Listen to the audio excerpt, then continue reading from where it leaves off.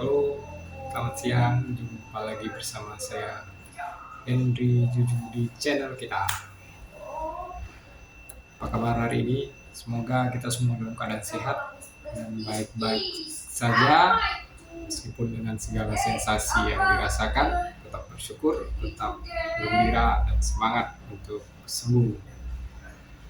Oke, pada kesempatan kali ini saya akan coba sharing, berbagi informasi yang saya alami ketika lagi akut-akutnya mengalami gangguan lambung ya, disertai dengan anxiety dan psikosomatik. Pola makan seperti apa yang saya jalani dan berapa lama sehingga ada perbaikan seperti itu kira-kira. Sebelumnya kita harus senyum, semangat. Ya, disclaimer dulu, saya mengatakan bahwasanya tidak semua orang memiliki metode dan cara yang sama untuk melewati permasalahan ini tentunya. Adapun yang teman-teman dapatkan informasi di Google, di YouTube, di Facebook sekalipun, itu hanya berupa referensi. Kan ada yang bilang cocok-cocokan, kan? Nah, berkaitan dengan pola makan yang saya jalani itu awalnya saya makan itu sedikit demi sedikit dalam porsi yang kecil tapi sering, bisa sampai 6 kali 7 kali sehari waktu lagi akut-akutnya. Ini memang lambungnya bermasalah ya, jadi pokoknya makan sedikit, nanti sekitar 2 jam makan lagi, sampai panik ya, sampai bingung ya kan. Nah, kalau kita mau kemana-mana itu harus bawa stok makanan tentunya, harus bawa stok makanan karena takut di jalan atau takut entah kemana kita nanti kan makanannya tidak sesuai dengan yang harus kita konsumsi seperti itu ya kan. Saya jalan itu sekitar 2 minggu teman-teman, 2 minggu sampai ada perubahan, lambung sudah agak mulai enak. Saya kembali makan normal 3 kali sehari tentunya, pagi, siang, sama sore atau malam sebelum jam 7. Nah, mengapa pola makan ini sangat penting juga untuk dijaga? Karena kalau pola makan sudah tidak dijaga, itu akan menimbulkan sensasi tentunya di lambung kita, itu di area pencernaan kita. Dengan adanya sensasi tersebut akan timbul pemikiran-pemikiran aneh, menimbulkan sensasi lain. Apalagi kalau kita disertai dengan anxiety tentunya ya, anxiety. Nah, itu tadi tentunya teman-teman sudah tahu semua apa saja makanan pantangan yang direkomendasikan tidak boleh dimakan untuk penderita yang berkaitan dengan gangguan pencernaan dan lambung ini ya. Ada yang mengatakan tidak boleh makan pedas, ada yang mengatakan tidak boleh makan santan, ada yang mengatakan tidak boleh makan makanan yang berminyak, ada yang mengatakan tidak boleh makan makanan yang berkaitan dengan susu, tepung terigu dan semacamnya. Nah, yang perlu kita pahami di sini, kalau saya pribadi, makanan pantangan itu sebetulnya tidak ada. Makanan itu tergantung kesadaran kita mengenali diri. Misalnya nih, terkadang sayur brokoli di saya cocok, ternyata di teman-teman tidak cocok, menimbulkan sensasi. Nah, seperti itu, tidak ada makanan yang pasti. Cuman memang ada dari penelitian dan dari pembuktian ilmiah, mungkin yang berkaitan dengan cabai yang pedas-pedas seperti itu, sambal, berkaitan dengan minyak, itu menambah potensi untuk terjadinya sensasi. Dari ilmu kesehatannya mungkin ada penelitiannya seperti itu. Tapi kembali lagi, kita harus mengenali diri kita sendiri dan kita harus tahu makanan mana yang menimbulkan sensasi atau gejala dan makanan mana yang tidak menimbulkan sensasi atau gejala gitu. Itu yang pertama yang harus kita ketahui dahulu. Nah, saya sendiri memang tidak mengkonsumsi yang pedas berminyak dan bersantan karena sebelum memakannya saya sudah takut. Kalau sudah takut terlebih dahulu jangan dimakan. Kalau sudah takut terlebih dahulu jangan dimakan. Gitu. Kalau kunci bagi saya pribadi. Karena percuma kalau saya makan. Pasti akan ada pemikiran yang lain nanti. Saya udah makan, ini timbul sensasi ini nanti. Iya timbul bener. Lebih baik jangan dimakan. Nah, 3 kali sehari saya makan. Setelah itu berangsur pulih, lambung sudah jauh lebih baik, sudah tertata rapi. Jadi saya makan itu di bawah jam 8 ya. Jam 8 terakhir kalau pagi, ya 3 kali sehari. Kalau di siang itu dari jam 12 sampai jam 2, akhirnya jam 2. Dan kalau malam itu sekitar pukulan dari jam setengah 6 sampai jam 7 terakhir ya. Karena saya ada spare waktu 3 jam sebelum tidur malam. Baru saya bisa baring. Nah, jenis makanan apa yang saya makan, yang saya konsumsi ketika saya lagi akut-akutnya itu, baik dalam waktu makan sering dengan jumlah sedikit sampai makan 3 kali sehari itu. Ya, ini yang pertama berkaitan dengan sayuran. Sayurannya itu yang saya konsumsi itu brokoli, kentang, wortel, toge, kangkung. Juga saya konsumsi itu sayur sawi, dan yang berkaitan dengan sayuran-sayuran hijau tentunya, karena di situ banyak mengandung vitamin dan nutrisi, dimana kan kita tahu sendiri lambung belum stabil tentunya dalam penyerapan nutrisinya sendiri akan lebih sedikit. Jadi mungkin dengan kita mengkonsumsi sayur bisa menambah nutrisi untuk kebutuhan tubuh kita gitu kan. Nah itu dari sayur. Dari lauknya apa?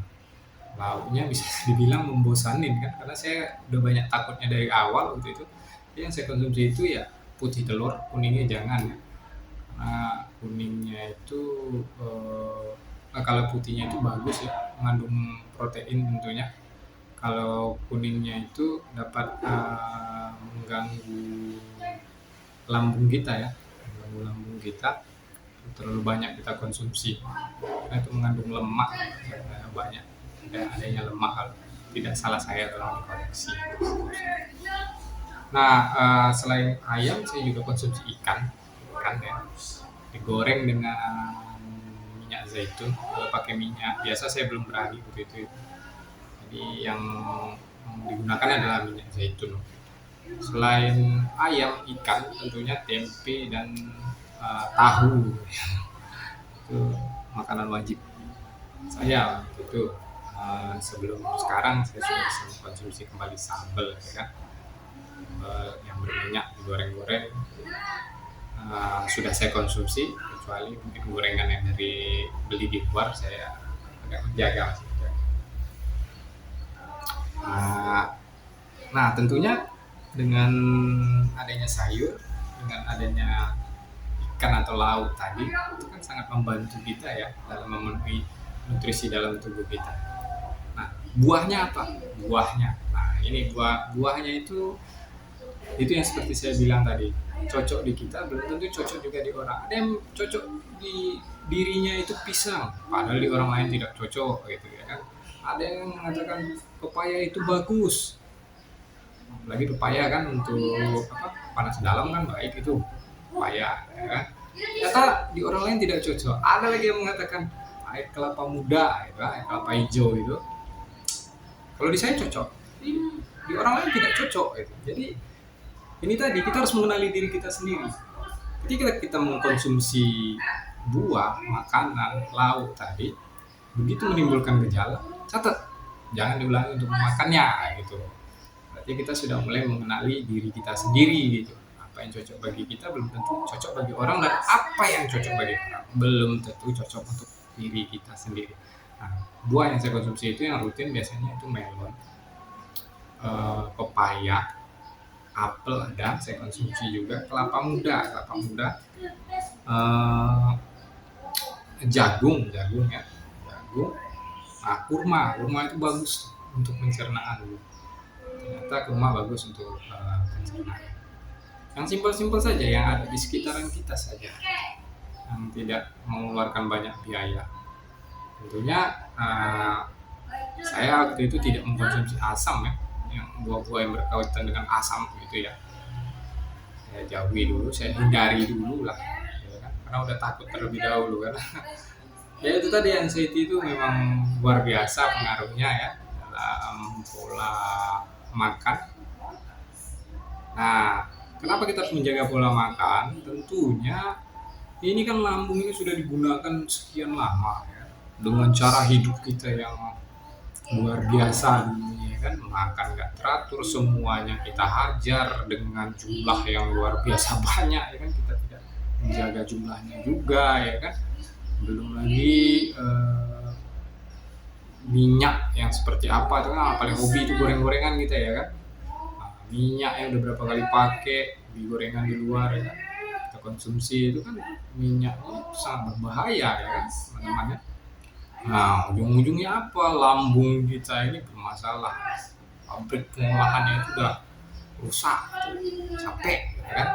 Nah, saatnya sekarang kembali ke setelan pabrik. Nah, itulah makanya makan 3 kali sehari dengan menjaga pola makan seperti itu. Ini saya lakukan sekitaran 1 sampai 2 bulan. 1 sampai 2 bulan. Jadi 2 minggu makan sedikit namun sering. 1 sampai 2 bulan, hampir 2 bulan lah waktu itu saya mengkonsumsi makanan 3 kali sehari tapi masih dijaga.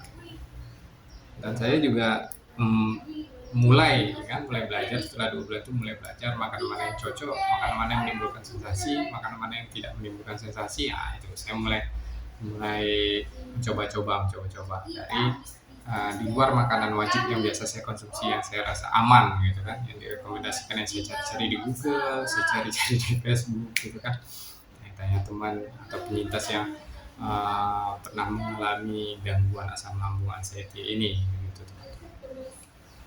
Jadi intinya yakin saja, kalau bisa jangan takut untuk makan, walaupun tidak ada selera. Memang awalnya tidak ada selera, mau makan sedikit keluar gitu kan, mau makan tidak ada nafsu, mau mengunyah itu malasnya minta ampun, paksakan saja biar nutrisi masuk. Karena kalau kita tidak makan itu akan lebih parah lagi ya kan, lebih parah lagi nanti sensasi yang kita rasakan, tenaga tidak ada karena sumber karbo kita ya dari nasi tadi, dari makanan tadi, dari kentang ya kan, seperti itu. Makan saja, semangat saja, yakin saja, jalani konsisten. Saya rasa menurut pengalaman pribadi saya akan membawa dampak yang sangat signifikan. Itu dari pola makan yang saya jalani, pilihan sayurannya apa, pilihan buahnya apa, pilihan lauknya apa. Biasanya itu kalau untuk sayuran itu saya di bening ya, di sayur bening gitu. Di sayur bening atau di sop gitu.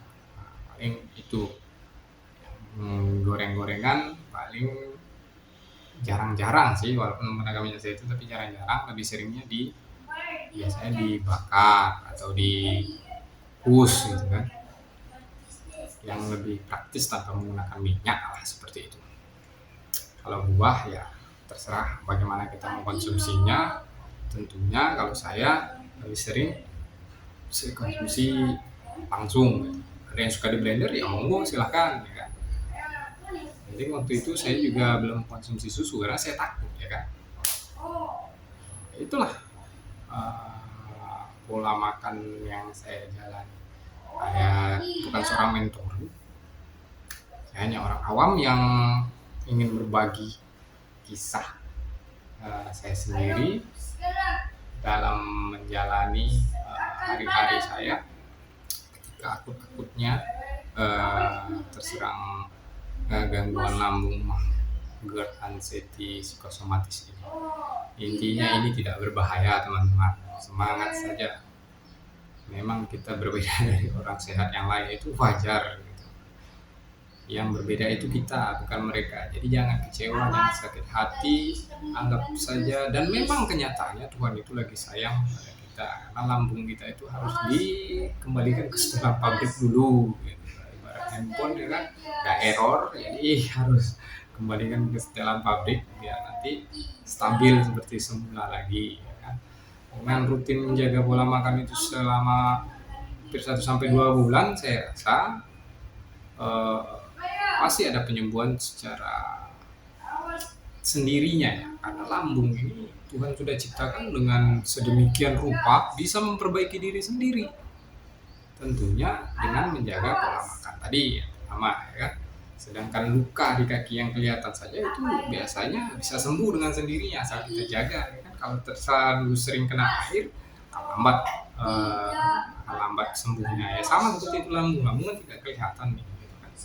Kita bisa merasa-rasa dari sensasinya seperti itu, perih nggak, tegah nggak, kembung nggak, seperti itu.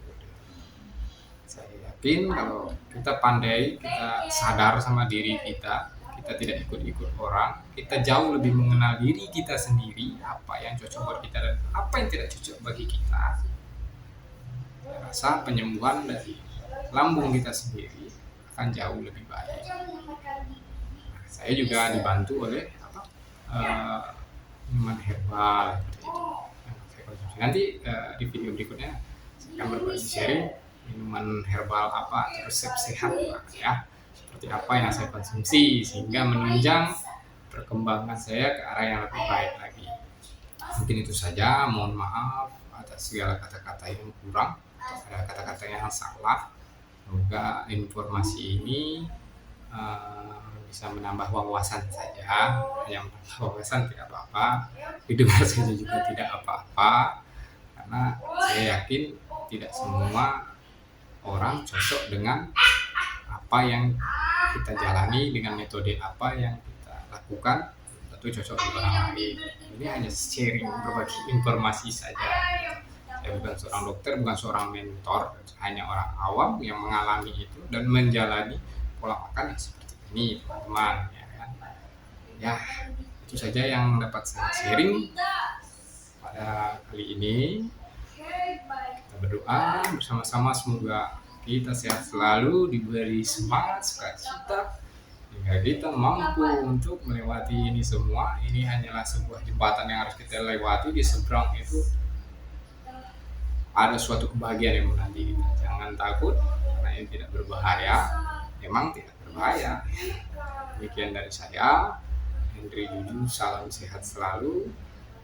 Kalau video ini membantu atau menambah informasi buat teman-teman, silakan di subscribe. Kalau tidak, ya juga tidak berubah. Terima kasih banyak. Salam sehat dari saya, Hendri Juju. Sampai jumpa lagi.